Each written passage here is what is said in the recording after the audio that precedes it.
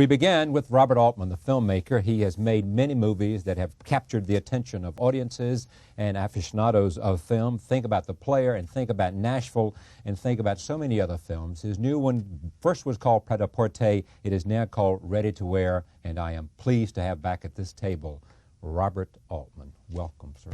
Thank you. Great to have you here. Now listen to this. This is you in U.S. Magazine, January 1995, Us Magazine. I have no idea how I did it. I don't know why I did it, and I don't know if I should have done it. Robert Altman. Well, I must have been talking about my entire life. Well, let's talk about your life then. That's what that was about.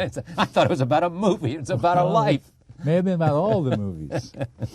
All right, tell me, do you feel that way about Ready to Wear? Well, Pret-a-Porter and Ready to Wear mean exactly the Right. same thing. It's a translation rather than a title change. Well, why didn't you leave it Pret-a-Porter? Well, because I'll tell you why, a lot of people, educated people who, journalists would come up and they'd say, gee, I can't wait to see Pret-a-Porter, and to correct them That's right. embarrasses them. Yeah. And it just, I thought that it would catch on, but what difference does it make? Okay, so It's Ready to Wear still is a the name funny of the film. movie, Pret-a-Porter. Still a funny Yeah. movie? Oh, yeah. A great movie? A good movie? It's a good, funny movie, yes. It's Yeah, it very, is. very funny. Oh, I like it. I You think, do? Yeah, very much. Yeah. Now, Nashville was a great movie. Player. Nashville wasn't a great movie when it came out. Nashville became Well, a great we'll be the judge movie. of that, sir. No, it became a great movie after it had played for a bit. Yeah. How does a movie become great? I mean, in terms of... Well, I know I'm just going by the reviews and the Okay. initial They conversations. didn't like it that much. It was very Oh, controversial. no. But It The was- Player hit pretty strong, didn't it? Mezzo, yeah, it was good. Yeah. But do you think this is in that rank? Yeah, oh, absolutely. Yeah. Absolutely. What does it share with those films? It's an essay film. Right. What I call an essay film. It's not none of them are strong individual stories. Right. It's not a strong They're narrative. an arena film. They're arena about a subject. They're about all the people and various elements that go to make up that subject. You know, Nashville was the country music people just hated it. Well, I can Nashville imagine. Wow. hardly played. Now, how do the fashion people feel about this? Same way. They hate it. Yeah. You know? And it's rubbing off, and and we'll get some bad reviews and all that because of that. They'll say it's not accurate and all that, but it's a farce. Was it meant? It wasn't meant to be accurate. It's a No, farce. It's a farce. It's Fado comedy, and I mixed it with real people. Mm-hmm. Now Harry Belafonte. Harry Belafonte and mostly designers and journalists, people. Mm-hmm. So we had a few people who objected. So you say it's a farce, meaning what? Well, I mean, it's a comedy. I mean, it's just farcical situations. Then we mixed them. I tried to mix this farce with real people, Right. with reality, so that one disguised the other, and it kind of came out even. The farce points up that the reality is farcical. Yeah. And the reality points the up. reality points up that the farce isn't so farcical, it may be a little bit real. Yeah. Yeah. So if we see a scene in which you have these, it's a wonderful scene where there's two fashion editors, one goes to a hotel suite, and they would do exactly like that. They would say, "Oh, if somebody else got a better suite, I want the other suite." That's right, and don't think that doesn't Oh, happen. I know it does. I mean, but not just in fashion people. No, Movie this people happens. would This be happens worse. when I bring in the cast in for a press junket and do the same thing and put them in hotels here in New York. Yeah. It's the same thing. Oh, did you see so and so suite? It was better Bigger, than mine. bigger. Oh, And we were just making that joke because both suites were exactly the same. They were mirrored suites. You said they came to hate the film and saw it was very soft. They didn't hate it for what they thought it was going to be. They hated it for the fact that it wasn't what they came to hate. That's true. Meaning they came fashion. to hate what? Some They attack on their business? Yeah, they kept they kept the player in their mind, and they kept thinking it was going to be a scathing Satire. satire about something, and I don't know what they have to hide. Actually, they have nothing to hide. Yeah. You like the people in the fashion business. Oh yeah, very much. Yeah. I Obviously, mean, you wouldn't have done this. I don't think I you would think do that the designers, are artists, basically are I do artists, too. and it's very much like our business. Then it has to get into the hands of the marketing people who are going to sell this stuff. The problem is that the minute that hits that one line is out, and you see those on that runway, they have to now make that obsolete. Mm-hmm. So they can start their next line and sell that, because otherwise those clothes will last you for 5 I mean, the or 6 notion of years. fashion is built in obsolescence. That's right. So they're constantly in this change, and they have to. Their only outlet for advertising are the newspapers and the news sources, television, etc.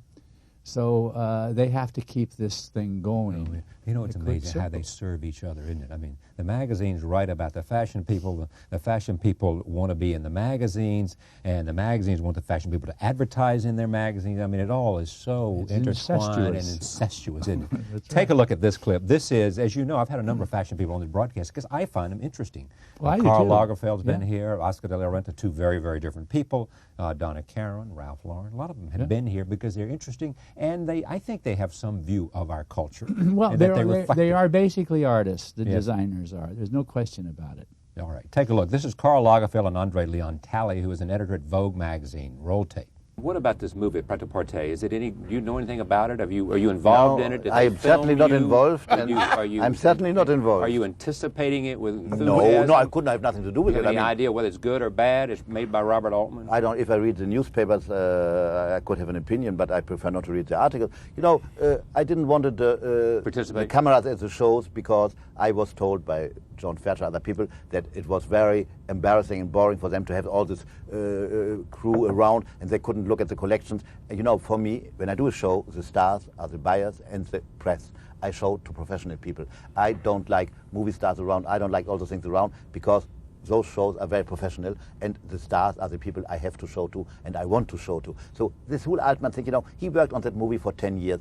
I don't know if you can work on something for 10 years. I'm used to do things in less than 6 months. Then he wanted me even to play in the movie, but I'm not an actor. I don't want to play. I don't display any emotion publicly. So it's not because I was a little Andy Warhol movie when I was young. Yeah, weren't you? Please, I should bordering on the edge. I have to do that my whole life. Huh? So no, I think if he wants to make a fashion movie, he should make it with shows redone in the studio like it was in the old days in movies about fashion. I was against that, but maybe it's a great movie. I don't know. He did marvelous movies in the past, so I have no opinion. I wait to see. There was even a rumor that he wanted to make one designer to look like me with a ponytail and black glasses. Yeah. Why not? But I think finally it was all changed, so I'm not concerned, I'm not involved, and I wait. I'm not even sure I will go to see it. That's very good. Yeah, well. I mean, I don't know. I wait, I see, I go. Hey. That's Karl. That's Karl. It sure is. Did you know whether he likes it or not, or has he seen it? Or I don't think, no, he hadn't seen it. Yeah. That I know of. I'm quite sure he hadn't seen it. Yeah. Do fashion people take themselves too seriously? Well, they do we all take ourselves too seriously? Yeah, we all do. But they take a position. Karl took a very smart position in this. Most of the fashion designers came right along to join us because they said, we have more publicity, we have more outlets. People are going to know who some of these designers are after seeing my film that they never heard of before. They're not going to know they don't know Sonia Rykiel. I didn't either. And now they're going to know. Right. Karl took the position that he would get lost in that. He and Valentino, I think, was the other one who decided to take a position against it. Mm-hmm. By taking a position against it, he singled himself out for more press. So that Karl's not stupid, is he? No, absolutely not.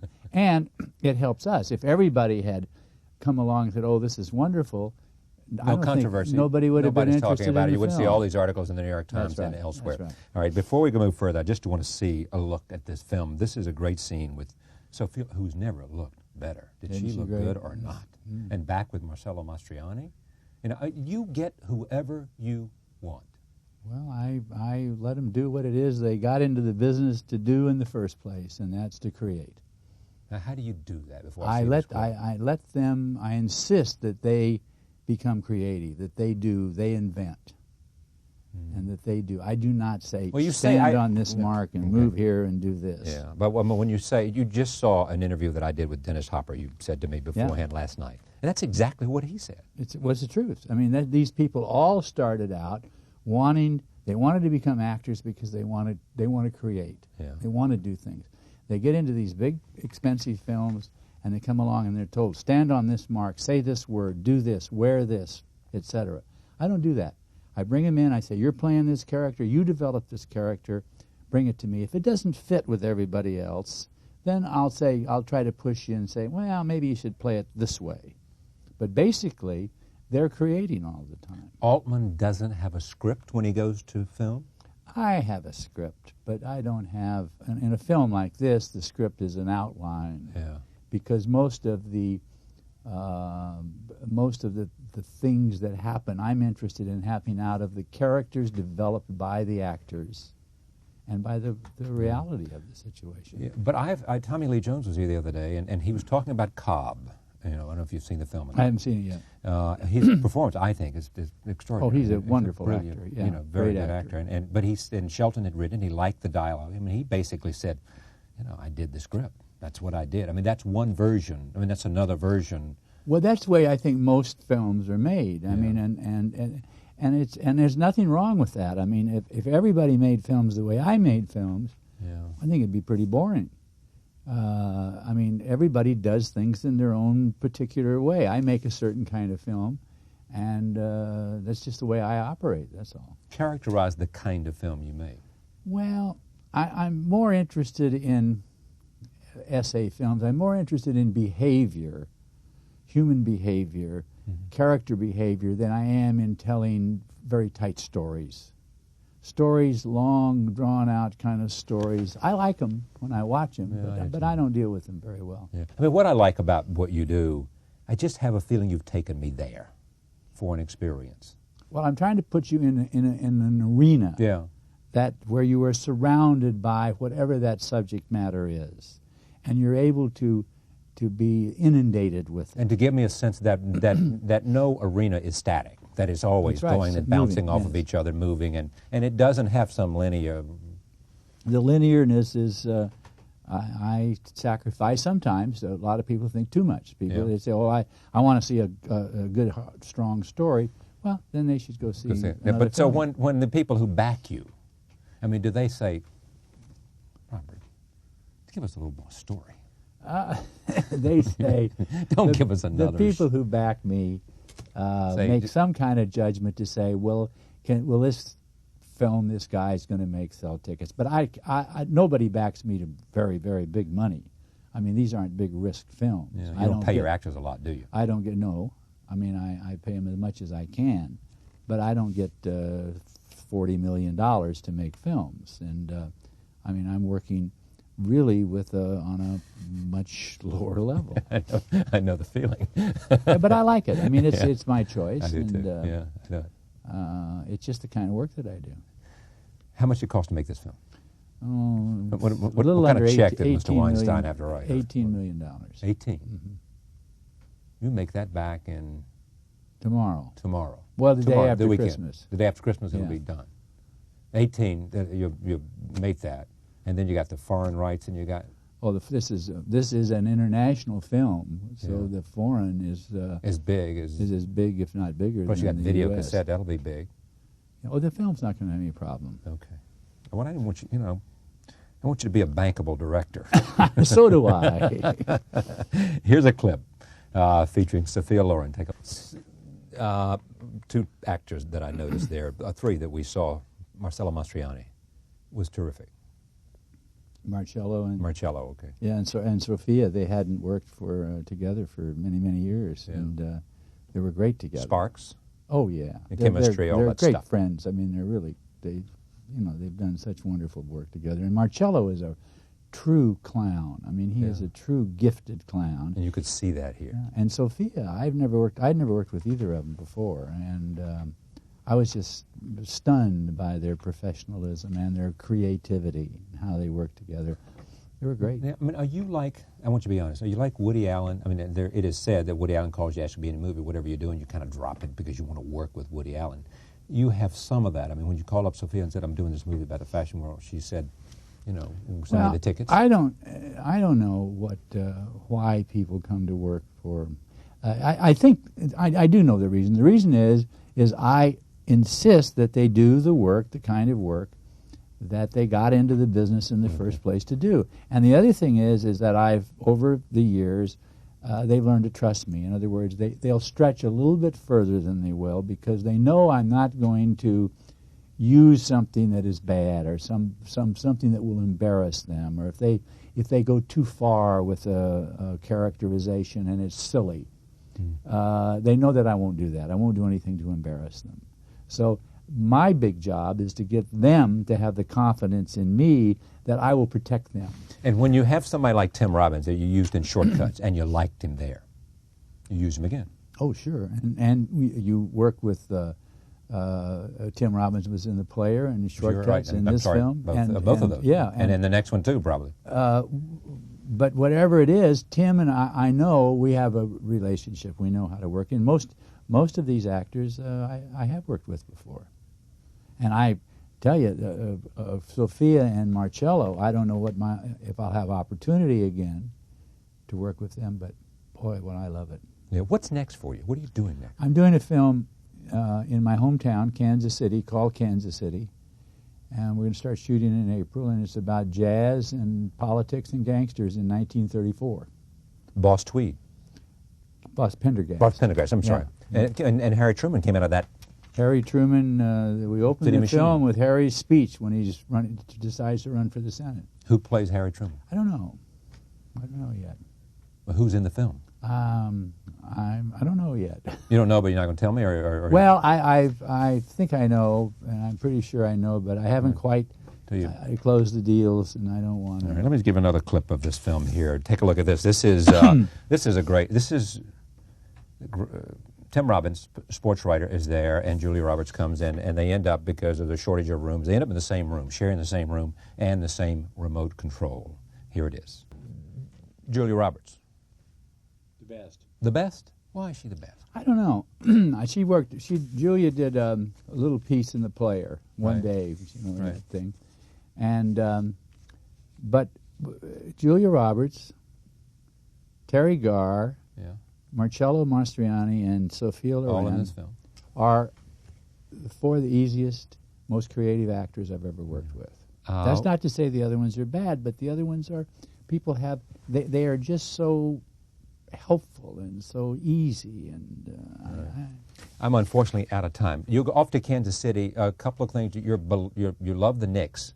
Not a good year, huh? Well, maybe it'll turn around, but I don't know. How about football? Who's your favorite for the Super Bowl? Well, 49ers? I think the 49ers are looking good, aren't they? Yeah, I don't think anybody's going to touch them. Yeah, we got Jerry Jones in here tomorrow night, the owner of the Cowboys, to find out what's going on. We got Emmitt Smith, may or may not be hurt, and Aikman is injury-prone. Emmitt Smith looked to me like he was hurt. I think he is. I mean, you can't mess around with those. Those guys can put the hurt on you, can't they? Great to see you. Good to see you. Thank you. Look forward to doing this anytime. Come by. Thank you. Pret-a-Porter, Ready to Wear is the film by Robert Altman. We'll be right back. Nick Heitner is here. We'll talk about his movie, The Madness of King George III. Stay with us.